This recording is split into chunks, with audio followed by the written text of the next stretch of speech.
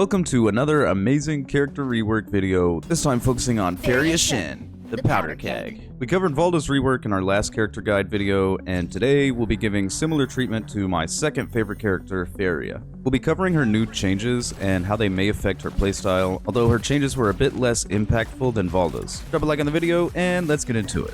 Let's start in solos. A few months ago, Feria was incredibly strong in solo mode, but these days, the other currently strong characters can give her a lot of trouble.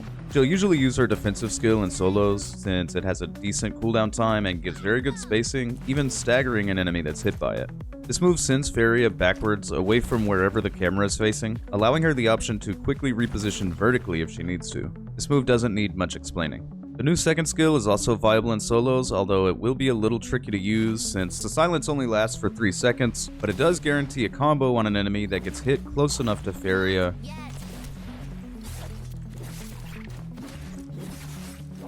Or a musket shot if they're far away. Her second skill activates very quickly when pressed, so it can be used to interrupt soft true combo strings or to catch an enemy during a focus attack. The F skill you choose in solos is mostly preference, with the first skill being the safer choice and the second skill being the tactical and more aggressive option. Feria's strengths in solos show when she is alone with an opponent in a wide open space. Her second ultimate is nearly always preferred since she gets the utility of dropping the mech pillar, which can extend combos,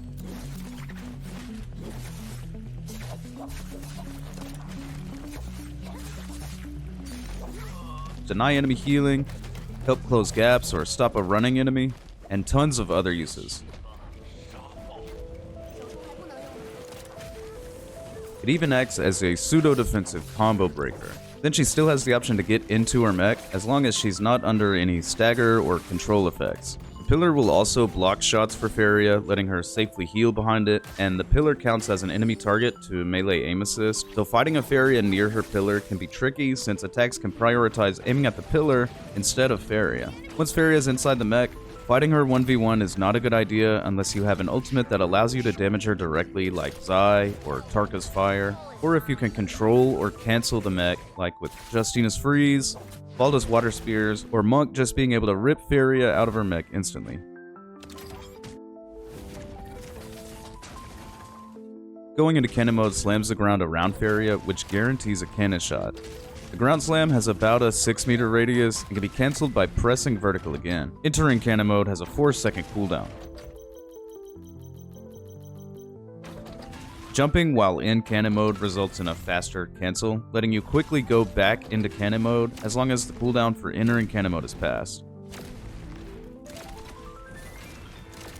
With V2, the mech has the skill to rocket jump high into the air with 2 charges that do not recharge, so these should be used wisely since the leap can help tremendously when repositioning, chasing enemies, or running away. The mech can now double jump as well, letting Feria climb up and over small obstacles easier than before.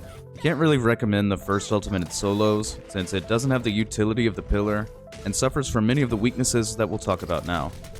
Despite Feria being incredibly strong in Realm of Yang since it's a forced 1v1 in a small space with minimal cover, Feria suffers in solos by design. The main problem is when she goes into her mech. Most people have the mindset that the mech has to get focused, so meching up around more than one person will likely result in Feria getting targeted by everyone else. There are also many places where Feria's pillars should not be placed due to the mech being inevitably stuck after entering, and places where the mech will surely struggle to keep up with a good opponent, like at the temple in Celestra. With her recent rework, her only real combo extending ability got deleted, and even though it wasn't very good, I think it was pretty cool, but now she's left without a reliable neutral winning skill or combo extending skill, which is something that a lot of characters in this meta are using now. Certain attacks like Longsword, Vertical Focus can reliably damage Feria directly while she's in the mech, as well as shooting her body while she's not in cannon mode. Another issue with Feria's ultimate is that she cannot interact with anything while piloting her mech. This includes grabbing soul blooms off bodies, picking up gold weapons that get parried, including a Morris's Blessing, all of that stuff. Next, let's look at Feria in team modes.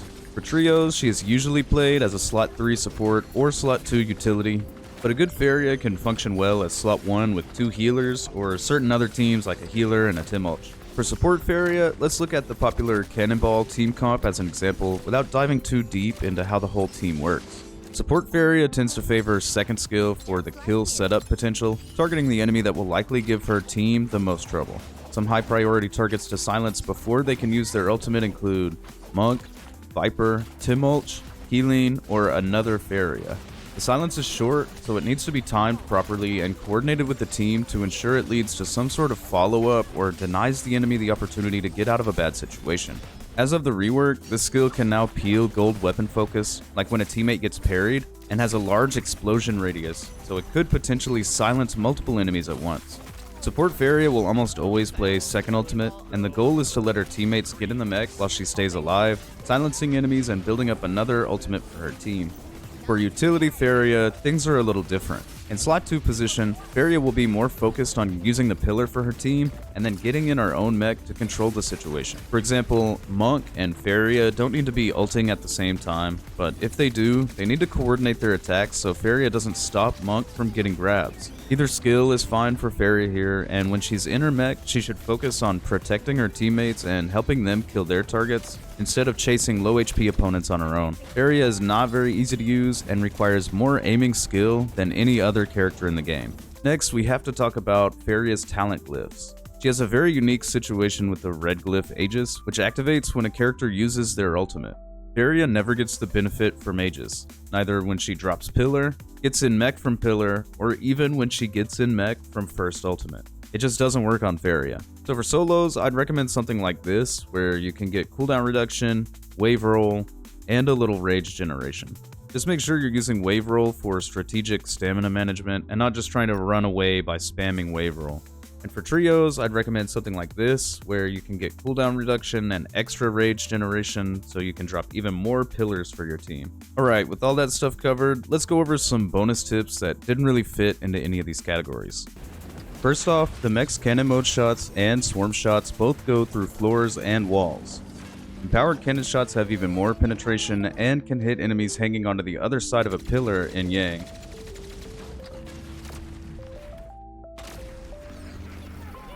Pillar drop animation gives Feria a brief moment of very high priority gold focus.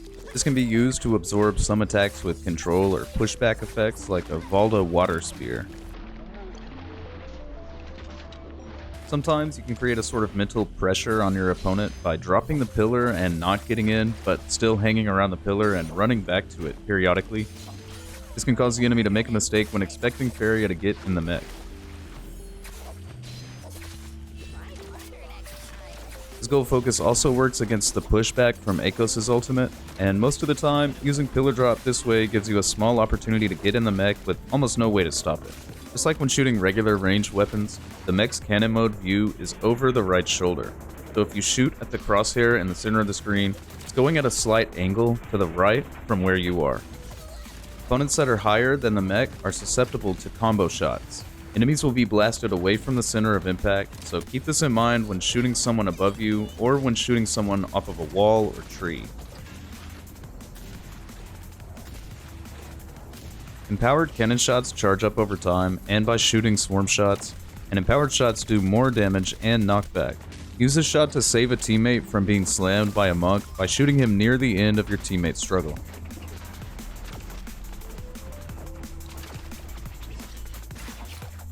Feria can surprise an opponent with an F2 that goes behind them.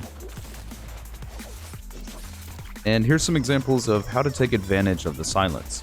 Here I hit a monk who was about to use his ult, but instead got killed in a 3-second silence.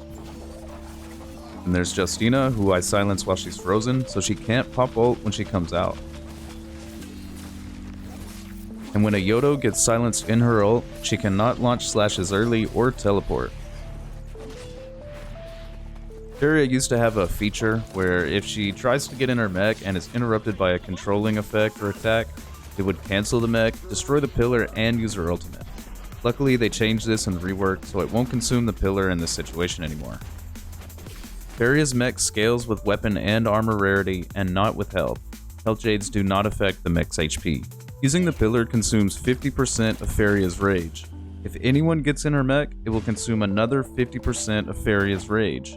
While Feria is in her own mech, her rage generation is completely paused. If a teammate gets in her mech, they will have their own rage generation paused, but Feria will still be able to build up another pillar. If she's able to generate enough rage, Feria can drop a second pillar and even get into a second mech on her team.